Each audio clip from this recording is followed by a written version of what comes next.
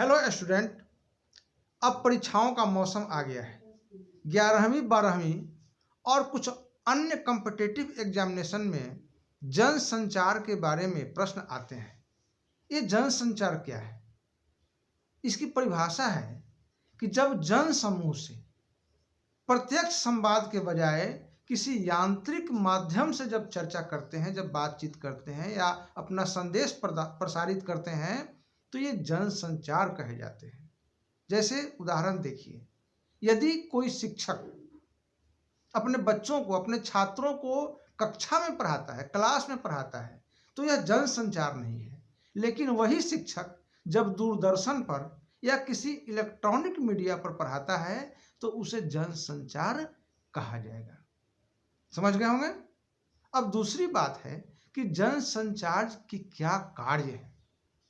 जनसंचार के कार्य बराबर आते हैं परीक्षाओं में, लेकिन आगे बढ़ने से पहले हम आपसे एक बात कहेंगे कि यदि आप अभी तक हमारे चैनल को सब्सक्राइब नहीं किए हैं तो सब्सक्राइब कर दें और बेल जो घंटी का चिन्ह है उसे भी दबा दें, जिससे हमारी वीडियो आपके पास जल्द से जल्द पहुंचेगा।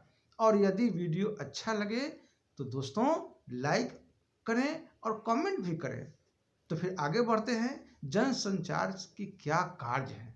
जनसंचार का सबसे पहला कार्य है सूचना देना।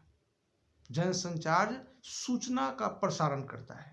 जनसंचार के माध्यमों से लोगों तक सूचनाएं प्रसारित की जाती है, जैसे समाचार पत्र, टीवी, रेडियो के द्वारा कोई भी संस्था, कोई भी व्यक्ति अपनी बात को जन समूह तक पहुंचाता है। तो जनसंचार का पहला काम है सूचना प्रसारित करना। दूसरा कार्य है शिक्षित करना। जनसंचार के माध्यमों के द्वारा, टेलीविजन के द्वारा, पत्र पत्रिकाओं के द्वारा, समाचार पत्रों के द्वारा, रेडियो के द्वारा कक्षाएं संचालित होती हैं। उससे बच्चों को, लोगों को शिक्षा प्रदान की जाती है। तो जनसंचार का दूसरा और सबसे महत्वपूर्ण कार्य है शिक्षा प्रदान करना। नंबर 3, मनोरंजन करना।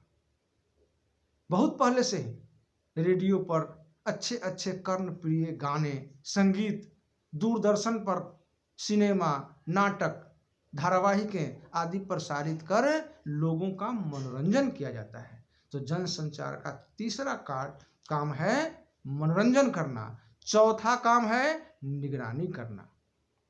जनसंचार लोकतंत्र का पहरेदार है।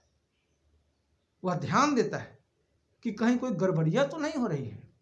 अगर कुछ गड़बड़ी है समाज में, किसी के द्वारा भी, प्रशासन के द्वारा भी, सरकार के द्वारा भी, या किसी संस्था के द्वारा, किसी लोगों के द्वारा, तो जनसंचार तुरंत प्रसारित करता है, जिसके कारण गड़बड़ियां रुकती है। तो जनसंचार का तीसरा कार्य है निगरानी करना। चौथा कार्य है एजेंडा तैयार करना।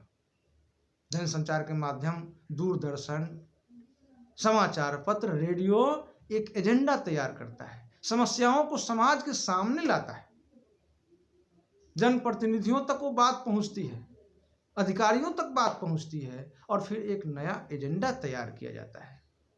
तो एजेंडा तैयार करना भी जनसंचार का कार्य है। अगला पॉइंट है विचार विमर्श करना। दूरदर्शन पर, समाचार पत्रों में विचार विमर्श होता है। विभिन्न प्रकार के विद्वानों को एकत्रित करके, विषय के विशेषज्ञों को एकत्रित करके समाज की कुरीतियों के प्रति, समाज की समस्याओं के प्रति एक विचार विमर्श किया जाता है और इस समाज को एक नई दिशा प्रदान की जाती है।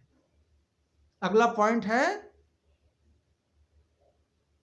समाज को एक नई दिशा देना।